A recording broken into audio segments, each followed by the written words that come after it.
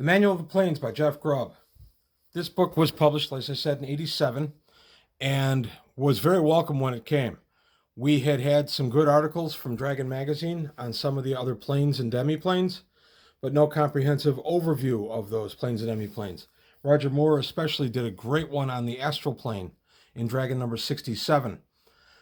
I used that in my campaign when it was published in 1982. And then a lot of the information from that article came out in the Manual of the Planes. I have done several games in other planes, of course. You DM long enough, you do stuff in other planes.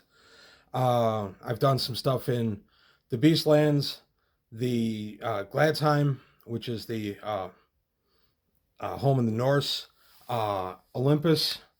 Beastlands is probably my favorite overall because I can put in pretty much whatever I want there.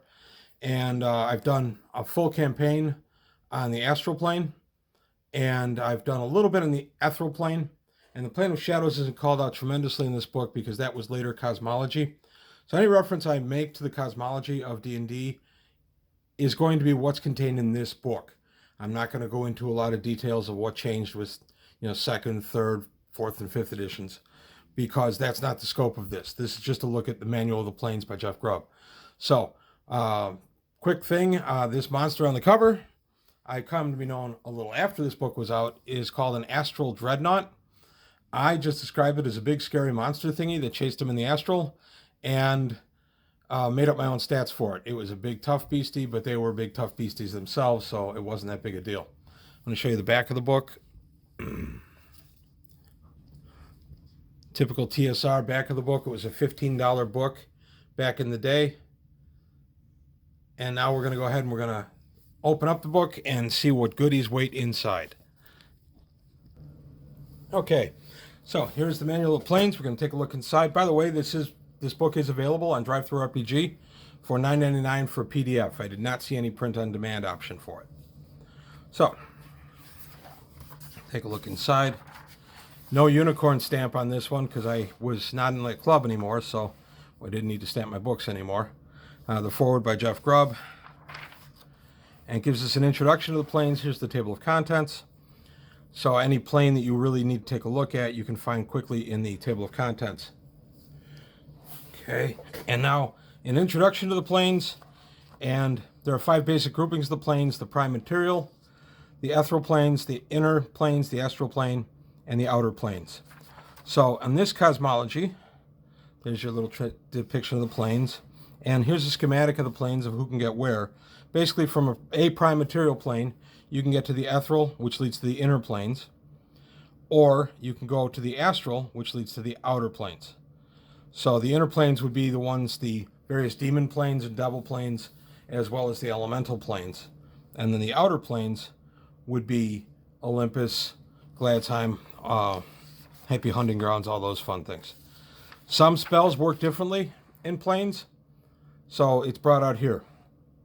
Unless it was something that was really fundamentally different, I didn't do a bunch with spell changes simply because that tended to suck up a lot of game time. I would allow some things to work, some things not to work. Here we are about reaching the ethereal plane and the border ethereal.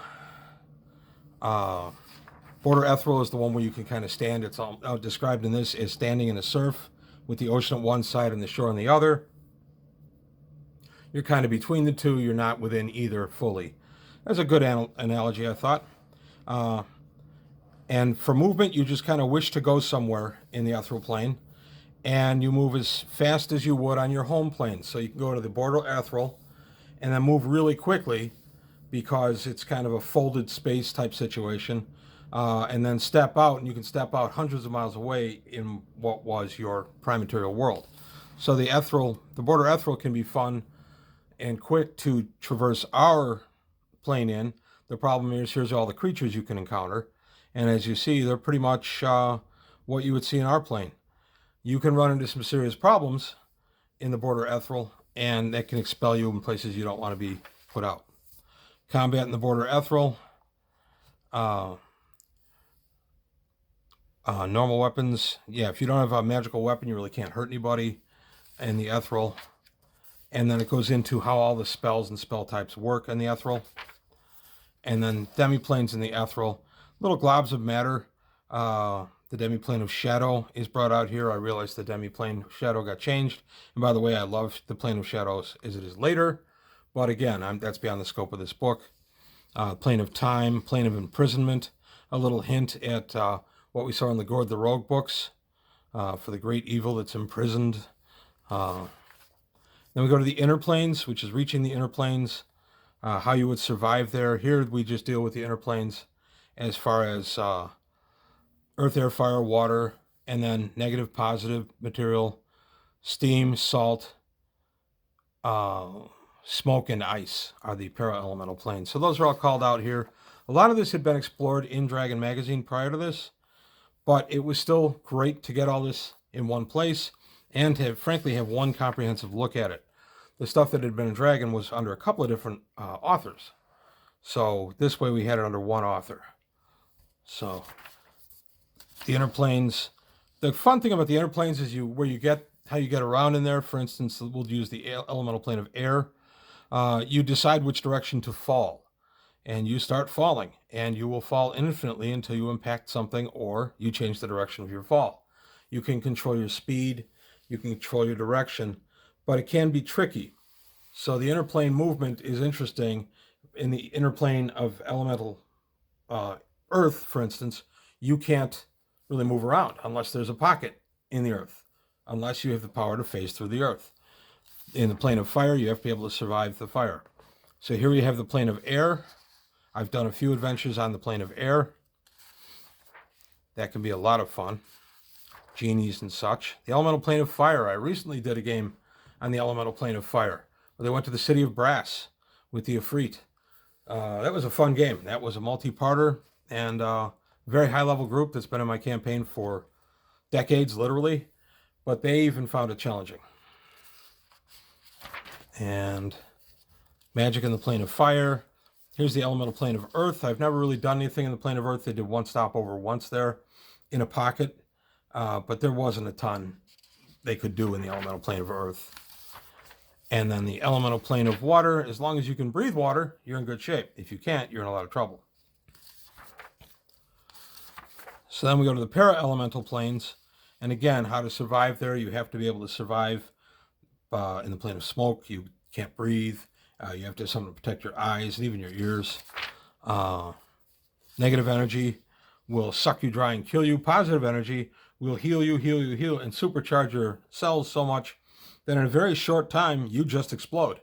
So you don't want to go to either one of those. You're dead within a few minutes on either one of those. The quasi-elemental planes, which would be lightning, radiance, those guys, elemental pockets in those planes, which can be a fun place to put a bad guy's lair with some kind of extra dimensional space. Gary Gygax was big on these in Castle Greyhawk. There were a lot of dimensional pockets used in his game. Thurisdan's imprisoned in one of those. Zagig used quite a few of those. And then we go to the Astral Plane. Probably where I've done most of my GMing is the Astral Plane. The Astral Plane is a lot of fun. Time passes here much slower than in normal time, our normal time. So 1 day of our time is equal to 1,000 years in the Astral Plane. So if you're dying of that poison, it's a great place to go because the poison won't progress. You won't metabolize. You drink a potion on this plane, the potion stays with you because your body can't metabolize it. You have that power straight through. You don't need to eat on this plane, but if you want to, just drink a sweet water and then go ahead and eat whatever you want. Be careful, though. Potion miscibility does still apply, so choose your potion carefully. I would say I have ruled that potions of healing don't work on this plane because it takes so long to metabolize them. They just don't function. So you got to be careful. A filter of glibness was used very well in this campaign. The Astral Plane, the main thing you're going to encounter, and they did in my game, was Githyanki. They encountered a Githyanki outpost that they were able over time to bluff their way into with the potion of the filter of glibness, and then later fight their way through. There are two ways to get to the Astral Plane. You can astral project, which leaves you the nasty silver cord which the Githyanki swords love to cut. Or the way my players did is they actually plane shifted to the Astral Plane. Physical travel in the Astral Plane, how you move. If you're on a chunk of rock, you move as normal. If you are floating in the astral, by the way, you don't need to breathe here. Floating in the astral, you move by your intelligence. So if you have a 15 intelligence, you move 15 inches per round, and you do this by drifting in whatever direction you want. And by the way, change directions literally on a dime. No glide, no nothing. You just change and go what direction you want. Interestingly, we had a player character in my campaign for years who rolled an 1895 strength, but only a 7 intelligence. He named him Lenny, after Lenny Small from Of Mice and Men. Lenny was a very fun character. He had moments of brilliant insight and was actually particularly good at riddles. So we just left it that really Lenny was gifted at riddles, but not too bright overall. So when we got to the astral plane, Lenny was only moving 7 inches per round. Well, per the book, that's as fast as the group can travel. But then we had the thought, and one of my players said, hey, I'm a magic user. I've got a 17 intelligence. Or I think it was an 18 by this time. I've got an 18 intelligence. What if I just tie a rope and tow him? And I allowed it as long as Lenny just kind of passively drifted. So he was towed through the astral by a physical rope. We had a lot of fun with that. And Lenny, of course, couldn't stop on a dime because he wasn't thinking. So he had to be warned ahead of time to break. We had a lot of fun with that. And Lenny was a great character in my campaign. Lenny, unfortunately, moved away for job reasons years ago and hasn't been in my campaign since then. In the astral plane, what you're doing is searching for color pools. Color pools are ways to get to different planes from the astral plane. So when you get to the plane, you think, I want to go to the abyss. Oh, actually, I have to correct myself. I actually misspoke. The outer plane still, in this edition, still included all the devil, the Gehenna, the 9 hells, Acheron, Tartarus. Those were still considered outer planes in this. So that is a slight misspeak on my part, so I apologize. They were not considered inner planes at this time. And I did say I was staying in the scope of this book, so I was wrong and I'm correcting myself. But back to the point at hand. So you would find the color pool by thinking about it. And you go, I want to go to the 7 heavens, and that's a gold color pool. So you think about the gold color pool, and then you begin to travel. Now, there are 2 types of time in the astral plane. There's the time I've already discussed, where 1 day equals 1,000 years, 1 day real time equals 1,000 years. And then there's subjective time.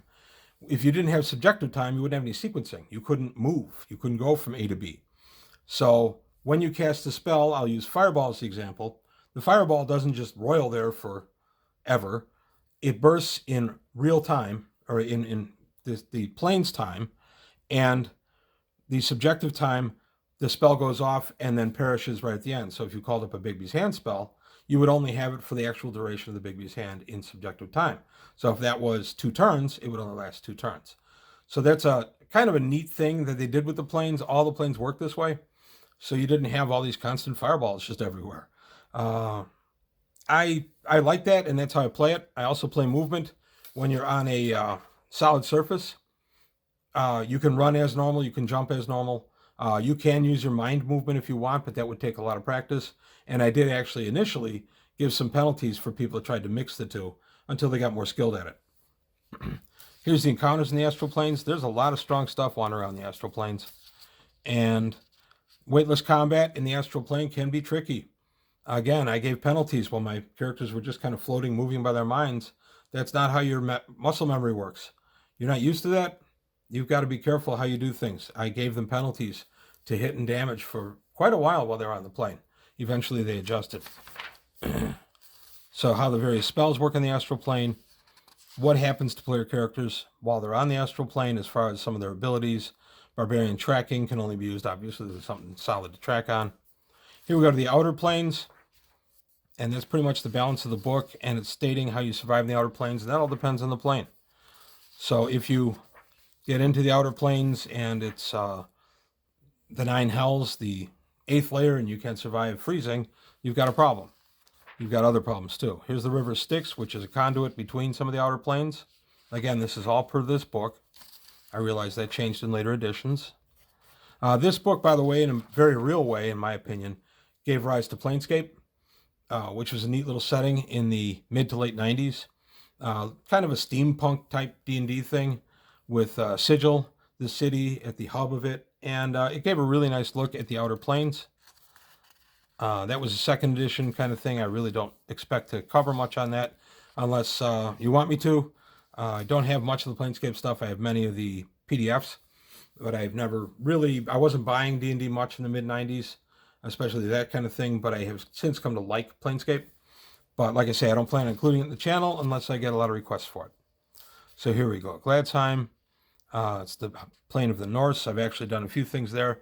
Interesting aside, my wife ran a game years ago where she had us in Gladsheim, and we saw a little girl, little Asgardian girl, being mauled by a big bear.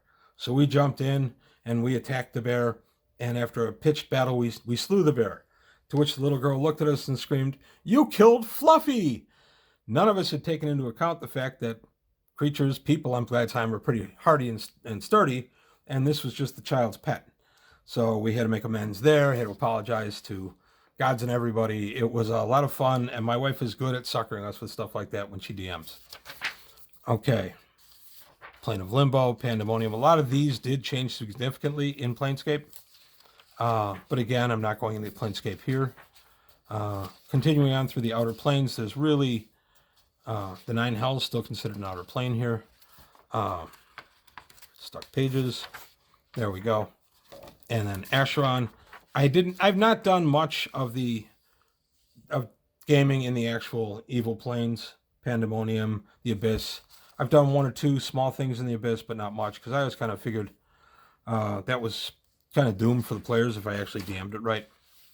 And this is Prime Material Planes. So if you want an alternate Prime Material Planes where the primary race is dwarves, which I did in the game, this is how you do it. And you get to the Prime Material Plane across the Astral by finding a color pool that leads to that Prime Material Plane. And then here we go, creatures of the inner planes, how they appear.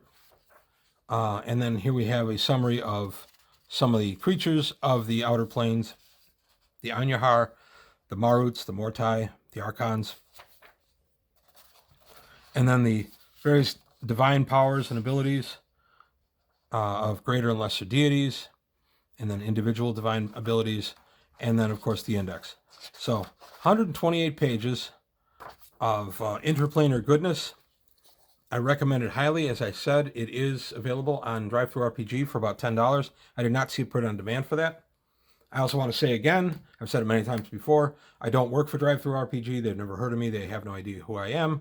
But I just feel if I'm doing one of these reviews, if there's a place that you can obtain it yourself, if you don't have it, it's only fair for me to mention it. So that's it for today on page 121. I hope you liked it. If you did, please like and subscribe, and I'll see you next time.